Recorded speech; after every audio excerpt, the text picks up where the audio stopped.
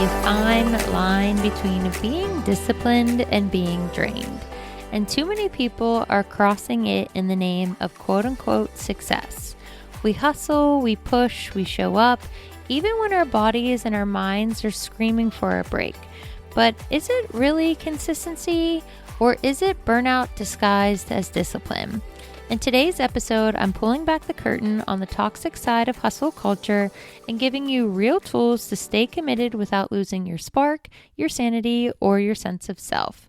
What's up, y'all, and welcome back to the Unfiltered Trainer podcast, where we keep it real, raw, and rooted in growth. I'm your host, Gina, aka Gina Marie Fit. I'm the author of The Badass Blueprint, the founder of Sweating Together for a Cause. I'm also a Tampa trainer and entrepreneur. So if there's anybody that can be looking at themselves in the mirror, listening to this episode, it is me. This is very much a human episode, as I like to call it, because I too am actively working through these concepts and utilizing these skills and these tools I'm going to provide for you, for myself, so that we can get over this concept and myth that more is better. When you really think about it, we have glorified overachievement, and it's honestly exhausting and it's unsustainable. We've been sold this idea that the harder you grind, the more successful or worthy you are. And I notice this a lot being a woman in business, because we're expected to be strong, driven, high achieving, emotionally available, but yet also never be tired and constantly keep grinding. The reality is that overachieving often leads to underliving, and it's something that I personally experienced a couple weeks ago. I don't know what it was about the day or the time or the series of events that had led up to this specific moment, but I was finishing work and I was documenting my patients, and I was the only person left in the therapy gym. And I was sitting there thinking, like, another weekend's going to pass where all you did was work, and it's going to come Monday and you're going to be resentful that you bust your tail and you spend all this money to live in a place you don't enjoy. And so as I was driving home, as silly as it sounds, I was giving myself a pep talk that when I got home, instead of my endless to-do list that I usually just power through, I was going to go to the beach. And there's a list of beaches that I've wanted to go to since moving here. And in that moment, I didn't sit down, I didn't do anything, I didn't open my planner or my laptop, which is huge for me. I packed a bag and I left. And it's comical because I left in such a hurry, because I knew if I thought about it, I would have never gone because I had so much work to do, that I left without an ID or any form of payment. Thank God, I don't know how it happened, but somehow my debit card is on Apple Pay. I don't remember doing this, but thank God it is, because after this wonderful time at the beach, which we will talk about, I went to Marshall's to buy pillows because I was getting a new mattress. And I realized in that moment that I had nothing. All I had was a beach bag and some water. I did not bring my purse. Thank God they took Apple Pay, and thank God so did the gas station, because your girl had 5 miles till empty and I didn't even think about it. And it was just in that moment where I was panic stricken on how was I going to pay for these things and how the hell am I going to get home? And then I thought about my dad and how this is why he used to tell me that I needed to carry cash and I couldn't just rely on my debit card.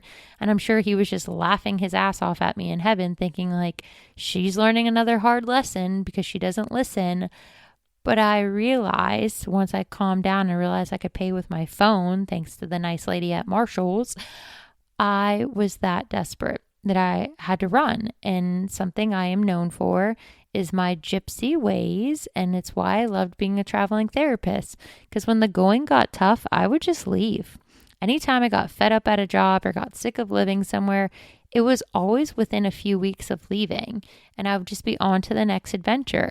And as fun as that was, and as much as that fits my Sagittarius personality, as I like to call it, I didn't deal with any of my problems because I would just leave.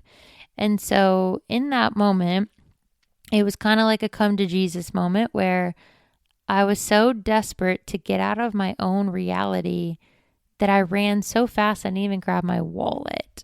And so it's just one of those moments when you think about when you've taken on extra classes, if you're also a trainer, or you took on a bigger project at work, or you had to assist in an event.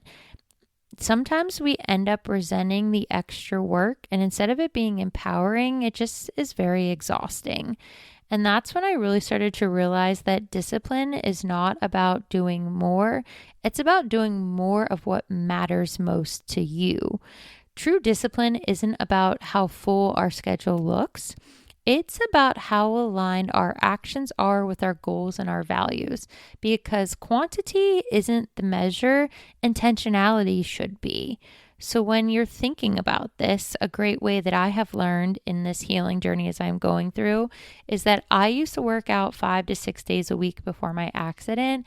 And now if I'm having a good health week, I get like 3 quality workouts in, and they're very purposeful. I do all of my programming for it, but I'm also prioritizing recovery. And it's significantly more powerful that even though I work out half as much as I used to, I'm steadily getting stronger versus 6 half-ass workouts that were rushed, or one of the times that I have fallen victim to the Tampa lifestyle of doing multiple workouts in the same day, because that is just the weird emphasis here. They're not quality. That second workout isn't quality unless you've had sufficient recovery, properly fueled your body. Like, most people aren't doing that. And so then they're just half-ass workouts, and they're often rushed. When you think about it, more can honestly be a distraction from what we actually need. Sometimes we cling to busyness because we don't want to confront deeper issues. Oftentimes that's our self-worth, maybe fear of failure, or maybe you're just lacking direction, so you just keep doing other things to just get you through the day, so you don't actually have to look at where your life isn't measuring up to your standards. We can confuse movement with momentum. So this is one of those introspective moments that I personally like about my podcast, is I want you to think about this question. Ask yourself, are you being productive, or are you just staying busy to feel like you're in control? And this is the story of my life. And this is why I have experienced that burnout masquerades as hard work. Chronic burnout often feels like fatigue that you can't nap away. When you wake up tired and you're dreading things you used to enjoy, forcing yourself to be quote unquote on, but you're telling yourself that you're just being strong or we're just pushing through, y'all, that is not resilience, that is depletion. If you haven't noticed it yet, your body is always keeping score.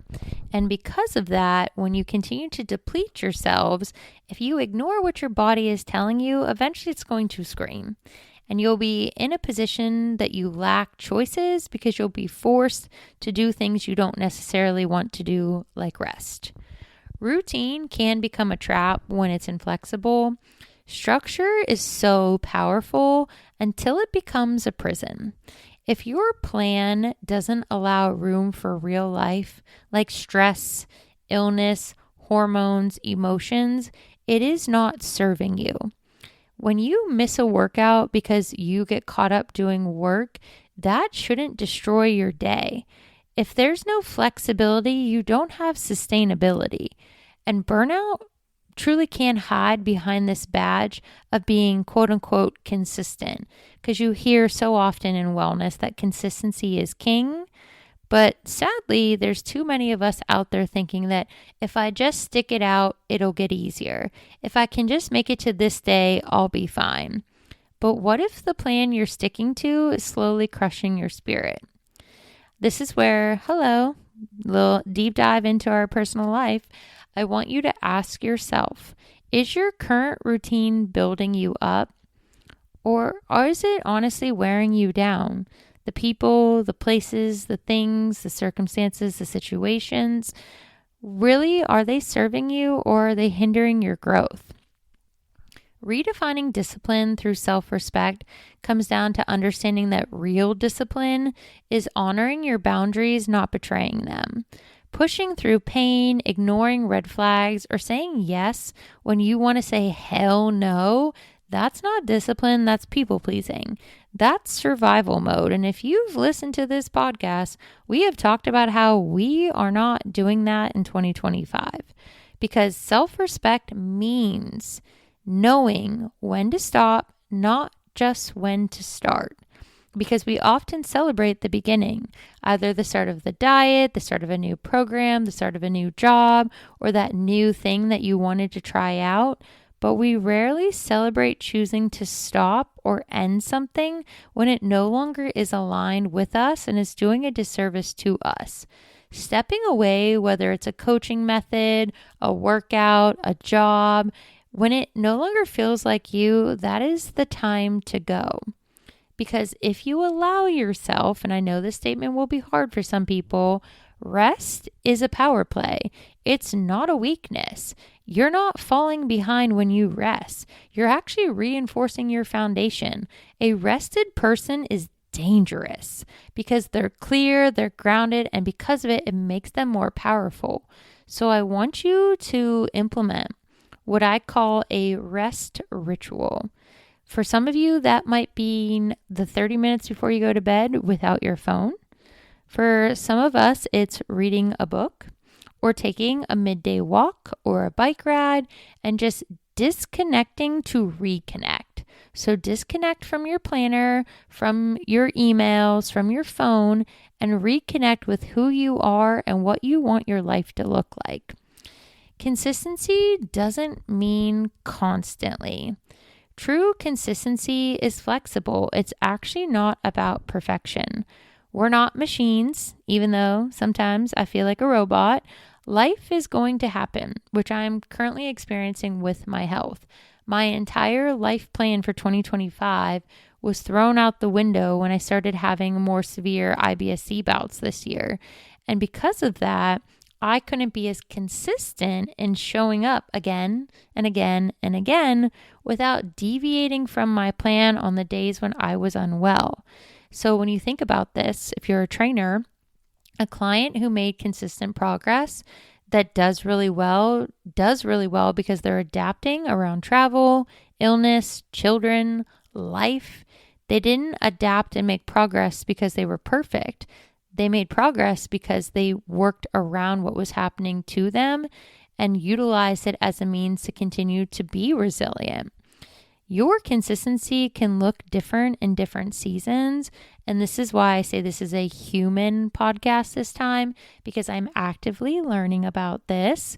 Some of us, like I was at the beginning of 2025, I was in a build season. I was hustling. Things were going very well. I was crushing all of my goals, getting awards. Life was nice. And then I entered a healing season when I got sick and had to deal with all the things that came with being sick. Some of you might be in a nurturing season, taking care of your children or your family. It's okay if your effort shifts. What matters is that you keep showing up in a way that honors your current capacity. So here is a very tangible prompt that feel free to come back and listen to this episode again, or mark that you want to come back to this specific part, because I want you to sit down with this question and ask yourself, what season am I in right now? Which is easy. That part's simple. But where a little more complexity comes in is, what does support look like in this season? For an example, for me, not feeling well on a majority of days right now means that I have to rest, that I have to work out less, that I have to prioritize eating certain things, and that saying no, which is a full sentence we all know at this podcast, is a frequent statement because I just don't have the energy or the capacity. So for me, support looks like people in my life being understanding, and that I'm not the life of the party. I can't keep up. I can't be the planner. I can't do all the things like I usually do because I'm tired. And I have to reserve the right for the energy I do have to do the things that are non-negotiable in my day. I hope you realize as we evolve through this podcast that you're allowed to evolve your goals as well as you grow. Consistency isn't about clinging to what worked before. It's about growing with grace and shifting when your values or your needs change. Think about your evolution of your life. From chasing aesthetics to chasing alignment, from grind mode to growth mode. For me, and it's crazy because I'm recently seeing photos of myself before my accident, and I feel like a completely different person because that girl was working out excessively. I was chasing a physical aesthetic to feel like I fit in being a trainer in Tampa. And then I got hit by a car, like I got in a car accident, and my entire life changed. And then it was about chasing alignment, chasing the things that were purposeful in that part of my healing journey, and then knowing when it was time to start to grind again. And now we're in a period of growth and learning and lessons.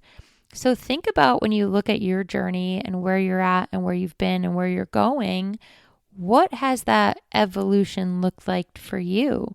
And take the second when you really, if you choose to write this down, think back on those phases of life and just be proud of that evolution, because building an aligned routine that honors you can't happen without that evolution and that change.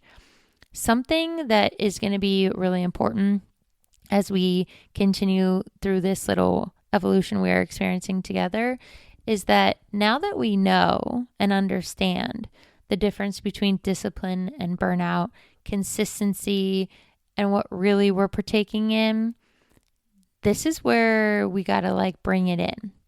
And you're going to have to sit down with yourself because we have to audit our habits and we have to ask, are they actually our habits?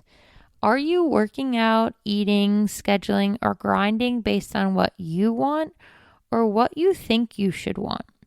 Because oftentimes we get caught up partaking in things because the pressure to be around other people, but actually this is your opportunity to reclaim your routine and your power. When you reflect on these habits, I want you to ask yourself, one at a time, is this habit a reflection of who I am becoming and where you want to go? Or is it who I'm afraid to stop being? Because sometimes when we don't keep saying yes to things we don't want to do, we won't be invited to do things. And that can be difficult because oftentimes sitting with ourselves is not easy. So ask yourself as you go through your daily habits and the things you partake in weekly, are they a reflection of who you're becoming and where you want to grow and go? Or is it because you're afraid of losing something along the way? The second part to this is in order to build an aligned routine, you have to anchor your routine in your values, not your insecurities. So stop working out because you're afraid of gaining weight and start working out because you love being strong. Stop hustling because you're afraid of being forgotten and start creating because you're called to. This is a great opportunity if you don't have that badass affirmation statement yet. That's going to be the reason that you power through 2025, like we talked about in the beginning of this podcast. This is a great opportunity to establish and share your why and how it shifted and what changed when it did. So for me, I grind because I financially have to support myself and my lifestyle.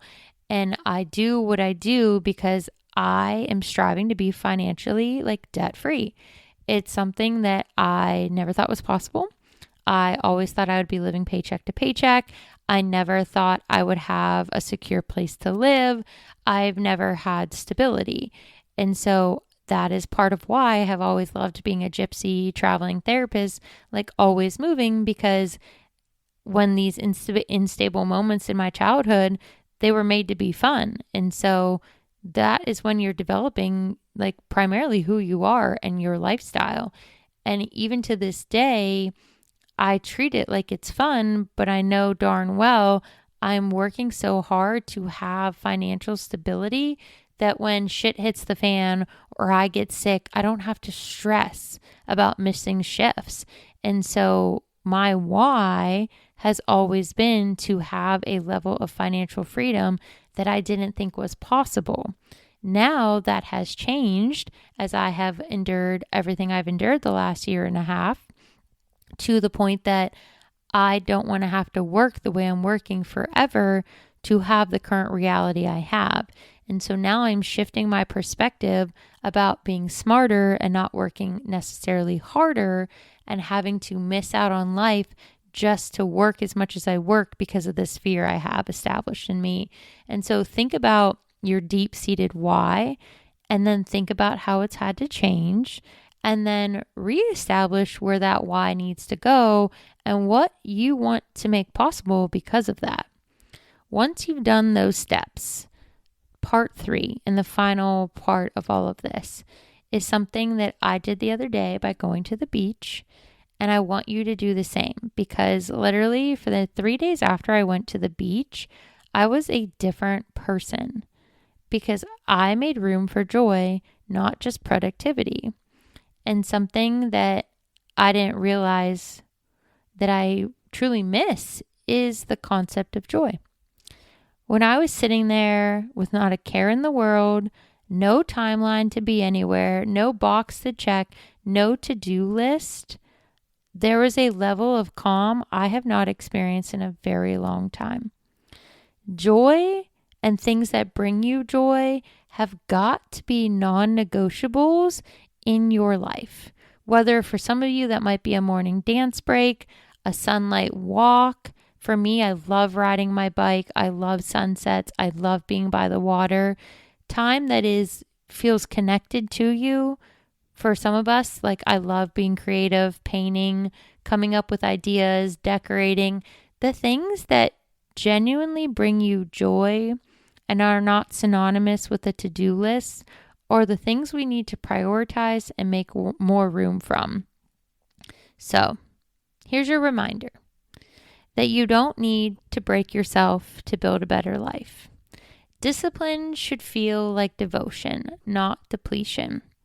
Your consistency should support your wholeness, not just your goals. If this episode made you feel seen, then I want you to share it with somebody in your world who too has been pushing too hard for too long. Send a screenshot, tag me at Gina Marie Fit and the Unfiltered Trainer, because I would love to celebrate these moments of clarity you're experiencing and the fact that you're inspiring and empowering other people to grow alongside of you. And don't forget, if you have not yet, grab your copy of The Badass Blueprint, because that is your permission slip to grow without the grind. That is the whole point of that book, is to expedite your goals, to give you a roadmap, and to make it happen on your own terms.